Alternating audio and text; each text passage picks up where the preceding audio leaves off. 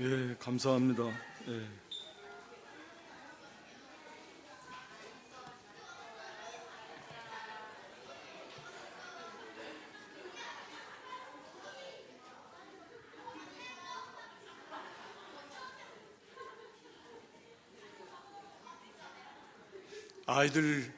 아이들 가르치는 게 제일 힘든 그런 직분 중에 하나인 것 같습니다.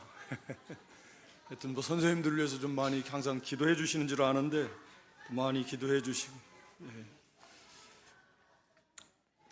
오늘 여기 이사야 11장 평화의 나라, 여기 예수님이 오시고 또 그의 성령이 충만히 임하시고 또 성령을 힘입어서 예수님께서 사역을 다 완성하시고 하나님의 나라를 완성하실 것이다. 그런 하나님 나라 완성된 천년왕국이죠. 하나님 나라의 모습의 그 모습을 우리에게 가르쳐주고 있고 거기에 참여할 수 있는 사람들은 어떤 사람들인가 라고 하는 것을 이렇게 다시 한번 말씀하고 있습니다. 그러니까 계속 죄에 대해서 지적하고 또 그로 인해서 하나님께서 유다 나라나 주변 세계 열방을 하나님이 심판하실 것이지만 이제 그것으로 끝나는 게 아니고 하나님은 이렇게 메시아를 통해서 그 너무나 아름다운 하나님의 나라를 반드시 세울 것이다. 그런데 거기에 참여하는 사람은 어떤 사람들인가? 남은 자들, 물론 오늘 본문에서는 세계 열방 가운데 남아있는 모든 하나님의 택한 백성들을 말씀하고 있는데 그들만이 이 하나님이 계획하시고 또 세우실 그 영광의 나라에 다 참여하게 될 것이다 라고 하는 메시지를 반복적으로 이렇게 주면서 이스라엘 백성들, 유다 백성들로 하여금 그 소망을 가지고 이렇게 회개하고 돌이키면서 그 하나님 약속을 믿고 믿음에 바로 서야 될 것이다 라고 하는 것을 사실은 계속 이렇게 촉구하는 그런 그 의미가 있는 거죠. 그래서 오늘 여기 11장 1절 이하에도 그리스도께서 이 땅에 오실 것이다. 이새의 줄기, 이새는 이제 다윗의 아버지, 다윗 왕의 아버지니까 그 이새의 줄기에서 그 후손 가운데서 한 싹이 나고 그 뿌리에서 한 가지가 나서 결실한다. 우리가 아는 대로 결국 다윗의 후손 가운데서 그리스도가 나신다. 하나님께서 다윗의 후손, 유다집과 다윗의 자손으로 오신다. 다윗의 그 왕통, 다윗이 영원한 그 그리스도의 왕권을 상징하는 그런 어떤 모형적인 인물로 하나님이 세우셨기 때문에 다윗의 후손 이새의 줄기 또 다윗의 후손으로 오신다라는 것은 우리의 영원한 왕으로 오신다, 이제 그런 의미겠죠. 오셔서 결실하실 것이요 모든 그 열매를 맺혀서 풍성하게, 다시 말하면 구원을 완성하시고 하나님의 백성들을 다 구원해 내실 것을 말씀하고 있습니다. 그래서 앞에서도 뭐 우리가 살펴본 대로 우리 주님이 이 땅에 오신다는 것 자체가 무한히 낮아지신 것이고 고난 받으시고 십자가에서 이렇게 엄청난 대속의 또 대행, 의를 대행하시는 그 의를 완성하심으로 이 구원을 이루신 것입니다. 그러니까 사실은 가장 위대한 일이 그겁니다. 창조는 하나님께서 만능의 하나님께서 말씀으로 그냥 창조하시지만 이 구원은 그렇게 안 되는 것입니다.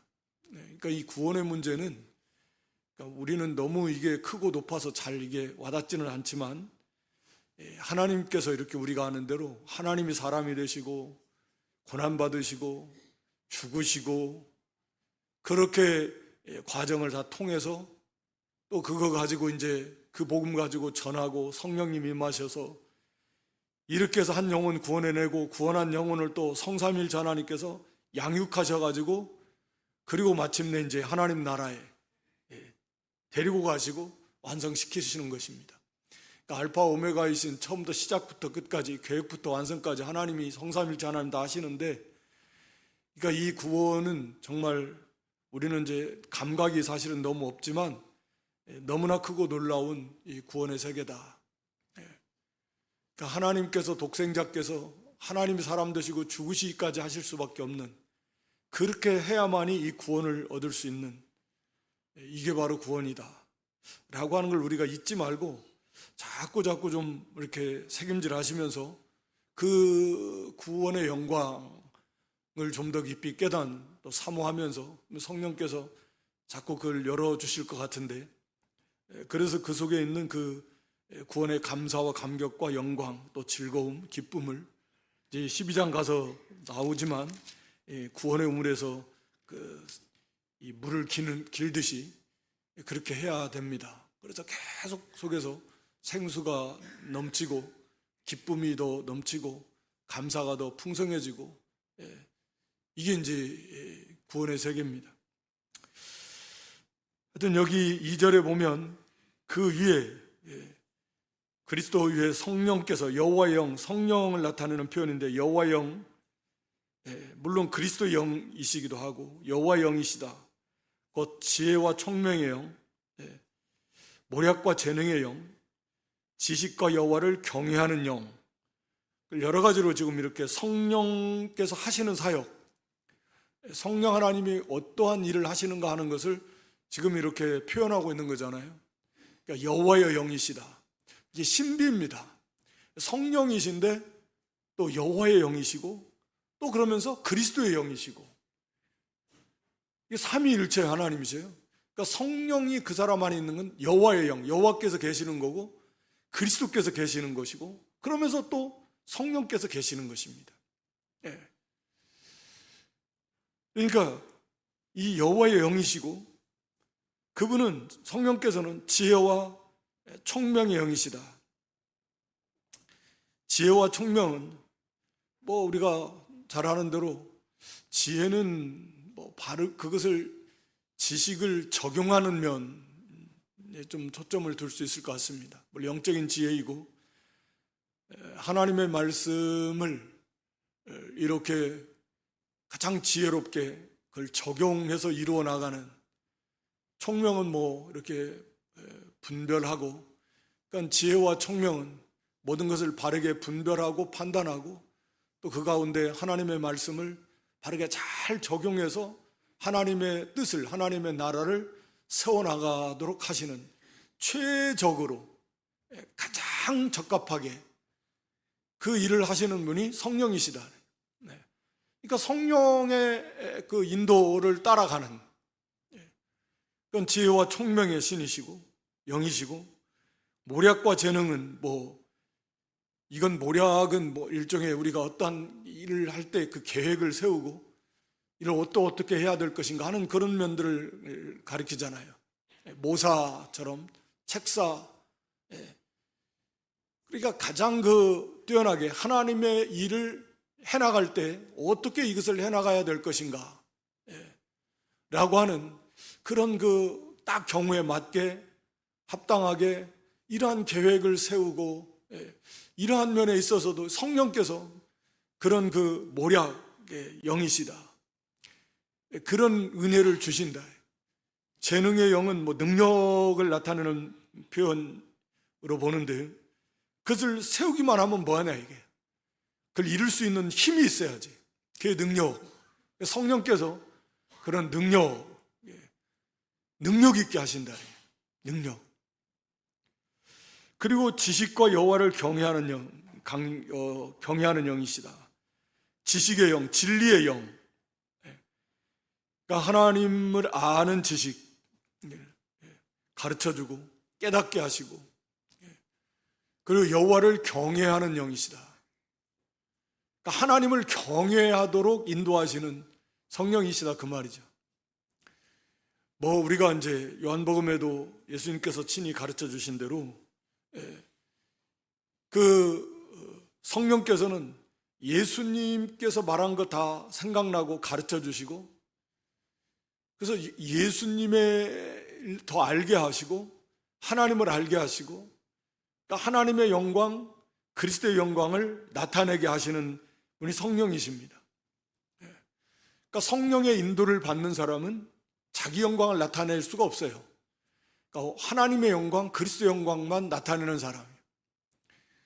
여호와를 경외하는 영, 여호와를 경외하게 하십니다.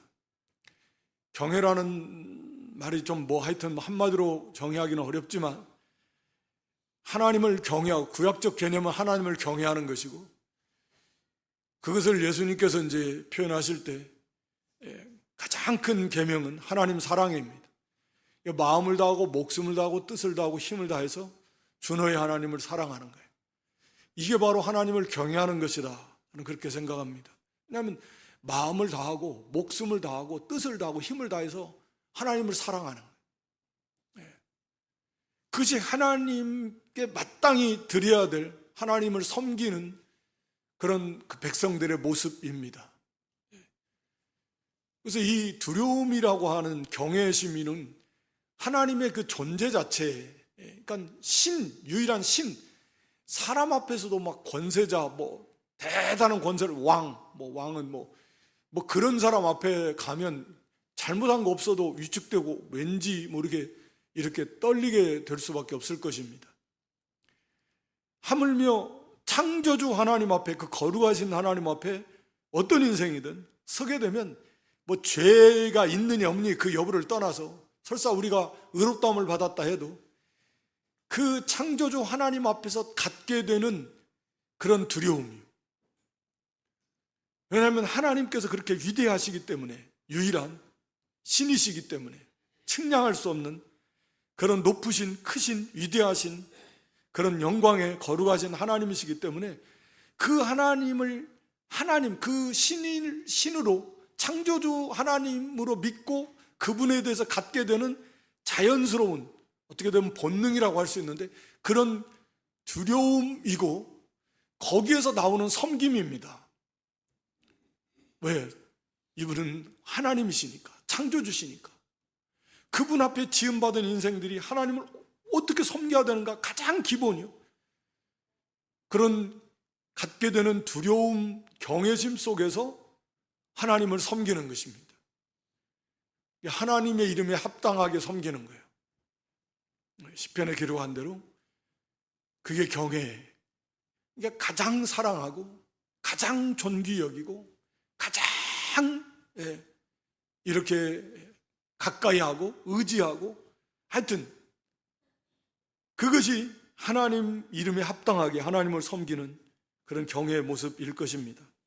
하여튼 성령께서는 여호와를 경외하는 영이시고, 우리를 그렇게 하나님을 경외하도록, 하나님을 사랑하고 주님을 사랑하며 그분을 섬기도록 우리를 인도해 가십니다. 그러니까 이것은 우리가 신약 그 빌립보 2장 13절에 기록한 대로 우리 안에서 하나님이 기뻐하시는 그 뜻을 이루기 위한 소원을 우리 속에 일으켜 주신다 그랬잖아요. 그러니까 하나님이 기뻐하실 만한 뜻을, 하나님을 기쁘시게 해야 되겠다, 하나님이 기뻐하실 만한 그 뜻을 이루고자 하는 소원을 성령께서 우리 속에 일으켜줘요. 그게 여호와를 경외하게 하는 성령의 역사죠. 하나님을 섬기게 하시는 거죠. 하나님이 기뻐하시는 일이 뭔가, 그것을 좀 행하고자 하는 그런 자원하는 마음을 우리 속에 성령께서 일으켜 주십니다. 그러니까 이 성령께서, 성령의 인도를 따라간 우리 예수님께서도 바로 그런 성령을 기름부터 부어주시고 한량없이 부어주시다 그러는데, 그 성령님의 인도를 따라가시고 사역을 끝까지 잘 감당하셨습니다. 근데 그 동일한 성령께서, 아니 어떻게 보면 보혜사라고 하는 직분을 가지시고 이제 예수님께서 완성하신 그 진리를 가지고 더 강력하게 이렇게 우리에게 역사하시는 거죠. 신약의 성도들에게는. 그러니까 그 성령의 인도를 따라가는 게 중요합니다. 우리 신앙생활에 있어서는. 그래서 거기 3절에 보면 그가 여호와를 경외함으로 즐거움을 삼을 것이다. 예수님은 여호와를 경외하는 것을 즐거움으로 삼는다. 즐거움이라는 표현을 그냥 호흡으로도 번역할 수 있다고 하는데, 그냥 숨쉬며 사는 것이 하나님을 섬기는 거예요. 그게 삶의 목적이고 즐거움이고, 여호와를 경외함을 즐거움으로 삼는다. 이게 진짜 영적인 그런 성숙한 성도의 표징 중에 하나겠죠. 영적인 일의 즐거움, 하나님을 섬기는 것이 즐거움. 그러니까 세상 낙도 있는데, 모세는 죄악의 낙이라 그러는데, 죄악의 낙. 죄악의 낙이 아니라 하나님을 섬기는 낙. 그러니까 죄악의 낙은 끝이 안 좋잖아요. 그 죄를 짓는 가운데 그런 죄악의 낙이 있을지 모르지만 그 끝은 공허거든요. 아니, 더 고통, 더 파멸로 이르거든요. 뭐 마약을 한다든지, 뭐 극도의 술에 취한다든지, 무슨 또는 어떤 극도의 쾌락, 또 음행죄를 짓는 그런 것들이 세상에 그런 죄악의 낙이 가득한데, 그러나 그 끝은 낙이 아니죠. 오히려 더 고통입니다. 그것을 잊기 위해서 더 큰 자극, 거기에 또 그걸 자꾸 맡기고, 그래서 점점 더 악에서 악으로, 극도의 육체의 그런 그 죄악의 쾌락을 쫓아가게 되는 거죠. 그러나 우리가 하나님을 경외하는 즐거움을 안다면, 세상에서 제일 즐거운 게 돈 모으는 거야. 아마 대부분 다 그러겠죠. 그 어떻게 쓸까? 쓸 것은 별로 생각은, 그 모으는 것 자체를 즐거움으로 삼는다. 그것도 속는 것 같습니다. 돈이라는 건 궁극적으로 쓰기 위해서 있는 것인데, 그 쓸 때, 바르게 쓸 때 기쁨이 있을 것이고, 쓰지 않고 놔두는 것이 뭐가 기쁠 것인가? 사실은 의미도 없는 건데, 하여튼 간에 우리가 바꿔서 말하면 하나님을 경외하는 즐거움을 모르기 때문에 이 육신의 낙, 세상과 세상에 속해 있는 것에 대한 그런 그 즐거움에 치우쳐 있는 거죠. 하나님을 경외하는 그 즐거움을 맛본다면, 이것은 우리가 그 베드로전서 1장 8절에 보면 그 시대의 그 성도들의 모습을 말하면서, 말할 수 없는, 믿고 말할 수 없는 영광스러운 즐거움으로, 그러니까 어떻게 말로 다 표현할 수 없는 영광스러운, 영광은 하나님께, 하늘에 속한 거다, 하나님께 속한 거다라니까, 그 영광스러운 즐거움으로 기뻐한다. 그러니까 이것은 세상적인 즐거움하고는 차원이 완전히 다른 거예요. 말씀드린 대로 세상적 즐거움은 일시적인 것이고, 또 거기에 죄가 가미된 것은 끝은 오히려 더 사람을 공허하게 만들어요. 피폐하게 합니다. 망가뜨립니다. 더 괴롭습니다. 술 마실 때는 좋았을지 몰라도 아침에 속쓰리듯이, 그러니까 막 괴로워하고, 그렇게 세상 낙은 그런 건데, 영광스러운 즐거움은 이건 더 좋은 거예요. 자꾸 막 더 알고 싶고, 이 낙을 앓으면 그건 세상 낙 그거 거기에 빠질 일이 없는 거죠. 적극적으로. 그래서 우리가 잘 아는 하박국 선자도 그 하박국 3장 17절로 19절에 하나님으로 즐거워한다 그랬잖아요. 하박국 3장 17절로 19절에 보면 무화과나무가 무성하지 못한다. 또 감람나무가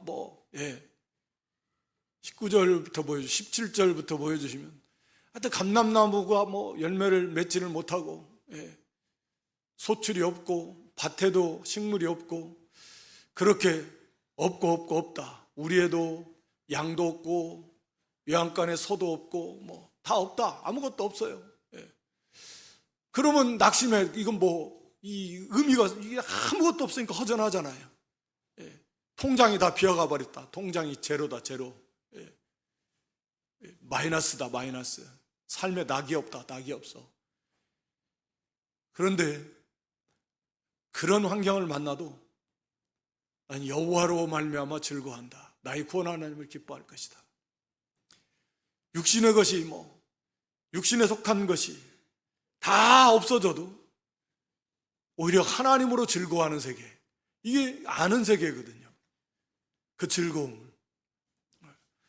그래서 시편 43편 4절에 보면 개역에서는 극락의 하나님이라고 그러는데, 극락의 하나님. 여기서는 이제 개역 개정에서는 큰 기쁨의 하나님. 그러니까 하나님이 큰 기쁨을, 우리가 하나님을 섬기는 것 자체도 큰 기쁨이고, 하나님 우리에게도 또 큰 기쁨을 주시는데, 하나님의 존재 자체가 그래서 그 하나님을 가까이 하는 것이, 그 하나님을 섬김의 그 세계가 그렇게 큰 기쁨, 즐거움. 그래서 오늘 여기 성령께서 여호와를 경외하게 하시는데, 그 여호와를 경외할 때의 그 즐거움, 우리 예수님은 여호와 하나님을 경외함으로 즐거움을 삼아요. 성령의 열매 중에서 우리가 희락이 있잖아요. 희락, 기쁨. 성령의 인도를 따라서 살 때 기쁨이 있습니다. 그러니까 우리가 기쁨이 없다는 거예요. 영적인 기쁨이 없다 라고 하는 것은 영적으로 살지 못하는 것이고, 영적으로 물론 성숙하지 못한 것도 있겠지만 성령의 인도를 따라 살지 못하는 거예요. 다른 말로 말하면 오늘 본문의 표현대로 여호와를 경외하는 삶을 살지 못하기 때문에, 하나님을 기쁘시게 하는 삶을 살지 못하기 때문에 우리 속에 기쁨이 없는 거예요. 영적인 기쁨이 없다, 그 말입니다. 그러니까 주를 기쁘시게 할 것이 무엇인가 시험해보라고 그랬는데, 하나님을 기쁘시게 하는 삶, 성령의 인도, 즉 말씀의 인도를 따라서 우리가 그것을 순종하는 삶을 살 때 하나님이 기뻐하십니다. 반드시 그런 결심만 해도 하나님 기뻐하세요. 이제부터는 내가 하나님을 기쁘시게 하는 삶을 살아야 되겠다.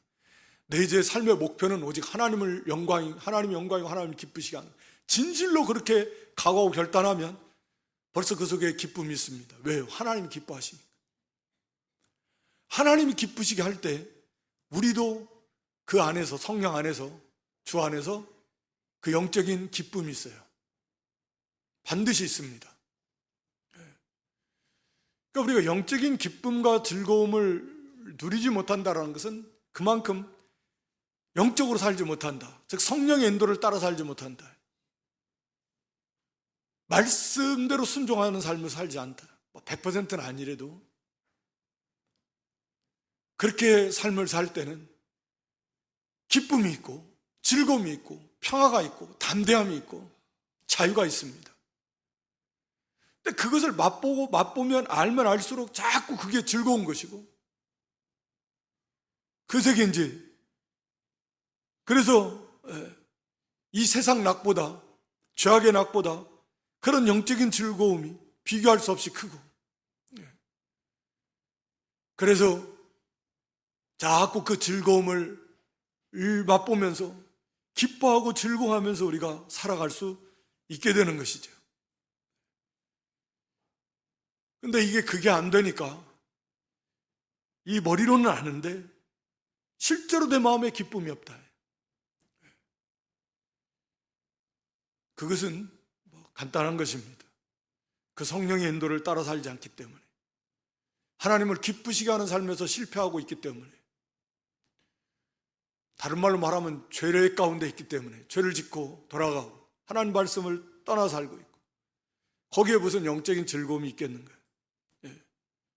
없습니다. 비록 우리가 완전하진 않지만 그래도 말씀대로 살려고 힘을 쓰고, 또 잘못하면 회개하고 돌이켜서 말씀대로 살아가면, 한 걸음 한 걸음씩 걸어갈 때 믿음 쓰고 양심을 쓰고 성령과 말씀의 인도를 따라 살려고 할 때 반드시 거기에 마음에 기쁨이 있고 위로가 있고 담대함도 있고 즐거움과 감사가 있습니다. 그러나 그것이 아니면 이게 여러 면에서 이렇게 쪼그라드는 거예요. 위축되는 거예요. 그래서 우리 예수님 여호와를 경외함으로 즐거움을 삼는다. 또 신실한 모든 믿음의 선지자들 대부분에 다 하나님을 섬기는 기쁨, 주 안에서 기뻐하라. 다시 말하노니 주 안에서 기뻐하라. 주님 안에서의 기쁨, 세상 낙이 아니라 그 기쁨을 맛보고 그렇게 기뻐하면서 하는 거예요. 그것이 뭐 하박국 선자의 노래처럼, 고백처럼, 또는 신앙의 뭐 각오와 결단처럼 육신의 것이 없고 없어져도, 고난이 닥쳐와도, 그래도 그것 때문에 염려, 근심, 걱정, 두려워하고 슬퍼하고 뭐 괴로워하고 그런 거 아니에요. 하나님 안에서 하나님으로 즐거워하네. 주 안에서 주님으로 즐거워하네. 이 기쁨을 빼앗을 자가 없는 거예요. 환경을 초월해버리는 거죠. 그래서 항상 기뻐하는 거예요. 좋을 때 기뻐하는 게 아니라 항상. 성령께서 이렇게 여호와를 경외하는 영이시고, 성령 인도를 따라서 지혜와 총명의 영이시고, 모략과 재능의 영이시고, 지식과 여호와를 하게 하시는 영, 여호와의 영, 그리스도의 영, 성령, 우리 안에 계셔서 우리가 좀 성령님께도 좀 죄송하다는 회개만 하는 기도를 좀 많이 해야 될 것 같아요. 너무 성령님을 뭐라고 해야 되나, 무시하고 소멸해서 성령님의 말씀에 귀 기울이지 않고, 감동에 귀 기울이지 않고, 그냥 늘 자기 생각, 자기 뜻대로, 자기 고집대로. 이게 사실은 큰 죄죠. 또 말씀드린 대로 성령께서는 여호와의 영이시기도 하고 그리스도의 영이시기도 한데, 그분의 감동을 너무나 많이 자주 소멸해요. 사람 말을 말하면 아이 가만히 계세요. 알지도 못하면 그게 생략된 거죠. 아이 가만히 있어요.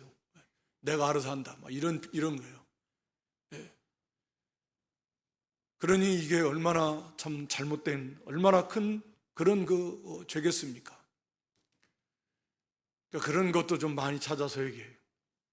우리를 이렇게 우리의 모든 것 되시는 우리 주님께로 인도해 가시는데, 성령님의 은혜, 도우심이 없으면 이게 안 됩니다. 그래서 좀 회개 많이 하고 그 성령님께 좀 맡기면서 좀 감동 감화시켜 주시고 좀 잘 따르겠습니다. 또 힘을 달라고, 따를 수 있는 힘, 그런 능력, 모략과 재능의 영 성령께서 우리의 속사람을 좀 능력으로 강건하게 해주셔서 강하고 담대함으로 그 말씀을 따라, 성령님을 따라갈 수 있도록 도와달라고 우리가 기도하면서 그렇게 성령의 인도를 따라가는, 그 속에 모든 것이 다 있다. 신앙의 승리, 하나님을 바르게 잘 기쁘시게 섬기고 그 안에서의 참된 기쁨과 평강과 자유를 우리가 맛보며 살아갈 수 있다라고 하는 것입니다. 우리 주님께서는 바로 그렇게 이 땅에서 가장 열악한 환경 속에서 사셨지만 가장 완전한 기쁨, 완전한 평강, 완전한 자유를 누리시면서 사셨습니다. 그게 이 땅에서의 있는 성도의 모습일 수밖에 없을 것 같아요. 예수님 그런 고통을 많이 당하시고 눈물도 흘리시고 그러셨지만 동시에 하나님을 경외함으로 그 속에서의 완전한 즐거움, 평강, 자유를 누리시면서 사셨다라고 하는 것입니다. 예수님께서는 거기 심판의 주님으로 오실 것이다 라는 걸 말씀하는 거잖아요. 다 완성하시고 구원을 완성하시고 그리고 이제 부활 승천하셔서 하늘 보좌 우편에 계신 주님께서 이제 다시 오시는데, 그때 주님께서는 눈에 보이는 대로 심판하지 아니하시고 귀에 들리는 대로 판단하죠. 사람들은 보통 뭐 그런 거죠. 예. 겉으로 드러난 거, 뭐 그런 거, 또는 어떤 뭐 소문, 또 사람들의 주장, 뭐 그런 것들로 하지만, 그러나 당연히 우리 하나님은 공의로 언제나 심판하신다. 정직으로 하나님은, 우리 주님은 심판하신다라고 하는 것입니다. 그래서 뭐 이 세상이야 어쩔 수 없지만 불의와 불법이 없을 수는 없습니다. 다만 그것이 얼마나 막 가득 차냐, 아니면 그나마 조금 덜하냐, 뭐 그런 거의 정도에 따라서 그래도 좀 나라가, 사회가 좀 살만한 사회가 되냐, 너무나 어지러운 사회가 되냐, 뭐 그런 정도만 가지고도 그런 그 차이가 날 것 같은데, 그래도 아무리 뭐 완전한 그런 의를 세워나갈 수는 없습니다. 당연히 불가능하고요. 그렇지만 우리 주님께서는 그렇게 공의는 그러니까 하나님의 의의 기준으로 심판하시고, 또 그 의의 기준으로 거기에 뭐 상급도 주시고 다 하신 그런 주님이십니다. 하나님께서 그런 분이시고, 성삼위 하나님이. 그래서 의와 공의, 보좌의 기초가 우리 시편 97편 2절에도 보면 하나님의 보좌의 기초가 의와 공의입니다. 의와 공의, 의와 공평. 하나님은 그런 하나님이십니다. 그래서 잠언 21장 3절에 보면 이것을, 공의와 정의를 행하는 것을 제사를 드리는 것보다 하나님은 더 기뻐하신다 라고 하는 거죠. 이게 삶 속에서 제사를 드리지 말라는 말이 아니라, 그러니까 삶 속에서 공의와 정의를 바르게 실행해 나갈 때, 이건 이제 믿음을 써서 나가는 거죠. 하나님 그것을 참으로 기뻐하신대. 얼만큼 공의와 정의를 기뻐하시는가라고 하는 것을 저렇게 표현하고 있는 것입니다.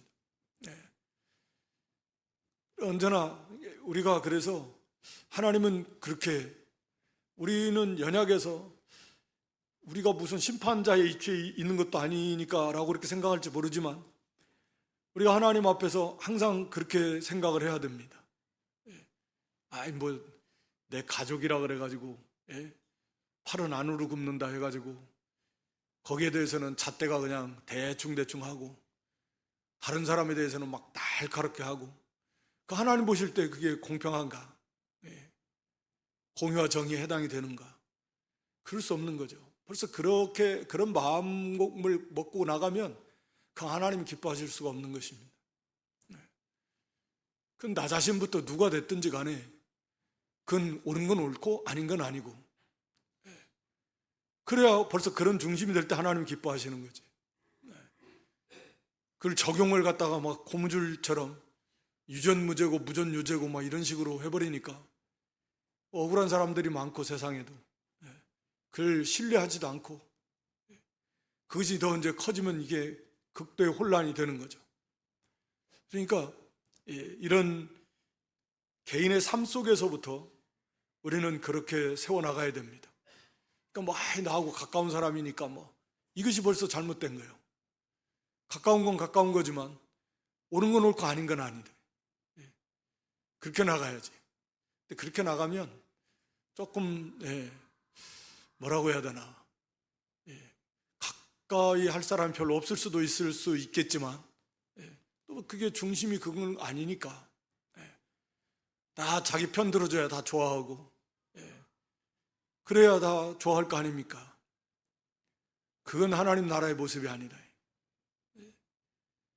다 사랑하되 옳은 건 옳고 아닌 건 아니고, 이게 하나님 나라의 모습입니다. 그래서 의를 세워나가야 돼. 누가 됐든. 그렇게 해서 하나님께서, 그 예수님이 그렇게 심판하시고 그렇게 판단하시고 우리의 삶 속에서도 그렇게 의를 세워 나가야 된다라고 하는 것입니다. 그 입의 막대기로, 입술의 기운으로, 그러니까 입의 막대기, 말씀으로, 말씀의 능력으로, 입의 기운은 말씀의 능력으로, 입의 막대로, 그 말씀으로 세상을 심판하실 것입니다. 그러니까 말씀에 맞게 하나님은 심판하십니다. 그게 의요, 의. 우리는 뭐 예수님께서 그 말씀을, 하나님의 뜻을 다 완성해가지고 그 의를 우리에게 주셨으니까 이거 우리가 의롭다함을 받은 거 아닙니까? 얼마나 참 구원이 그렇게 복된 것이죠. 그게 없는 사람은 이제 말씀의 기준에 가지고, 잣대로 가지고 공의로 심판하실 겁니다. 그래서 그 죄가 참 얼마나 많겠습니까? 머리털보다도 더 많다. 다윗 같은 경우도 그렇게 고백했는데, 하나님을, 예수님 모르는 사람들이야 머리털을 갖고 되지도 않습니다. 이거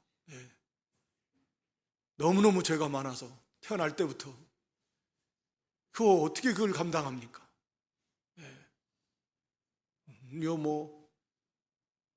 참 생각하면 답답하죠. 정말 답답합니다. 그렇게 해서 다 심판하시고 하나님의 나라를 세우실 건데, 그 6절부터는 그런 하나님 나라 천년왕국의 모습입니다. 익숙하시죠?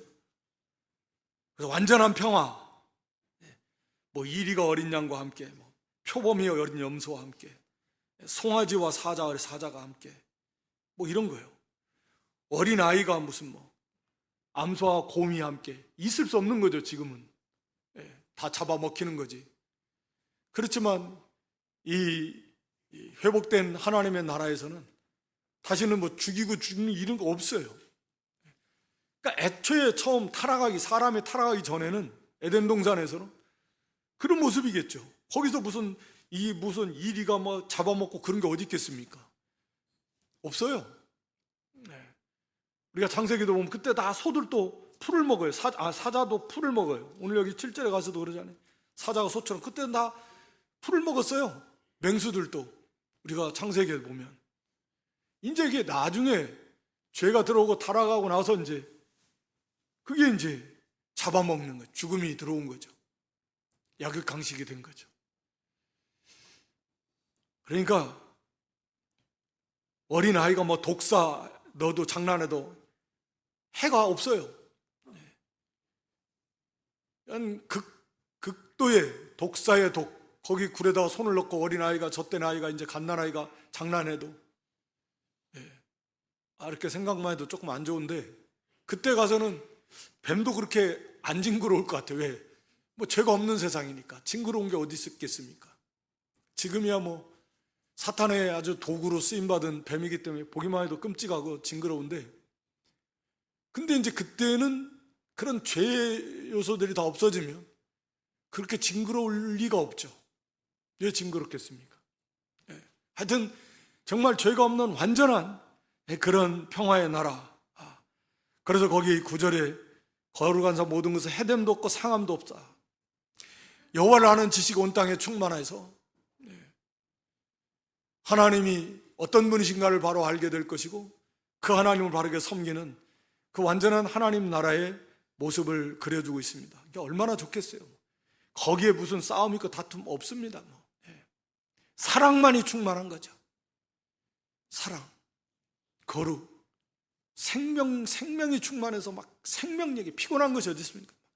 힘이 넘치는데 영적 생명력이, 생수가 넘치고 사랑이 충만하고 기쁨이 차고 넘치고 감사가 넘치는, 그것이 끝도 끝도 없이 이어질 것인데, 근데 거기에 이제 참여하는 자들이 거기 10절로 16절에 다 세계 망방에, 유다 나라뿐만 아니라 이스라엘 나라뿐만 아니라 거기 아수르, 애굽 뭐든 다 곳곳에 복음으로 정복하고 그 가운데 남은 자들이 돌아오게 될 것이다. 그래서 11절에도 손을 펴사 그의 남은 백성을 다 세계에 흩어져 있는 아수르, 애굽, 바드로스, 구스, 또 시날, 하맛, 바다, 섬들, 그 가운데 흩어져 있는 모든 남은 백성들, 하나님 백성들, 선택받은 자들을 다 돌아오게 하실 것이다. 여호와께서 열방을 향해 깃발 예수 그리스도입니다. 그래서 다 흩어진 자들을 불러 모아서 이 구원에다 참여하게 하실 것입니다. 그 세계 속에서 에브라임의 질투, 유다를 괴롭게 하던 자들 서로 다 화평을 온전히 이루게 될 것이다 라고 하는 것을 말씀하고 있는 것입니다. 그래서 막는 게 없어요. 다 길을 열어서 복음에는 활짝활짝 다 열어주시고, 유브라데 해강, 또 애굽 그 홍해를 그냥 발로 걸어서 걷는 것처럼 하나님께서 그들이 다 복음을 듣고 그리스도로 올 수 있도록 하시겠다. 결국 이게 누구냐? 남은 자들. 그래서 우리가 에베소 1장 3절 5절에 그 사도 바울이 찬송하리로다 하는 거죠. 에베소 1장 3절에 보면 이 우리의 구원에 대해서 말을 하기 전에 막 벅차오르는 그 감격 속에서 찬송이 터져 나오는 겁니다. 그래서 찬송하리로다가 먼저 나오는 거예요. 하나님의 은혜를 생각하니까 우리가 뭐라고 하나님께서 그리스도 안에서 우리 모든 하늘에 속한 모든 복을 주셨는데 그 첫 번째가 뭐냐면 4절에 가서 보니까 선택이에요. 선택입니다. 창세전에 그리스도 안에서 우리를 선택하신 거예요. 이게 우리가 창세전이니까 우리가 한 것도 없고 존재하지도 않았으니까 정말 근데 하나님께서는 창세전에 우리를 선택하셨다라는 거예요. 이걸 생각하니까 너무 감사하고 기쁘며 찬송이 터져 나올 수밖에 없는 거죠. 이거 얼마나 감사해요. 우리를 선택하셨다라는 거예요. 선택받은 증거가 뭐냐? 예수 그리스도의 복음을 듣고 믿는 거, 그런 사람이 선택받은 거예요. 그리고 끝까지 진실한 믿음 가지고 믿음으로 살려고 막 싸우고 몸부림치고 힘써서 주님을 따라가는 거예요. 그게 선택받은 백성의 모습이죠.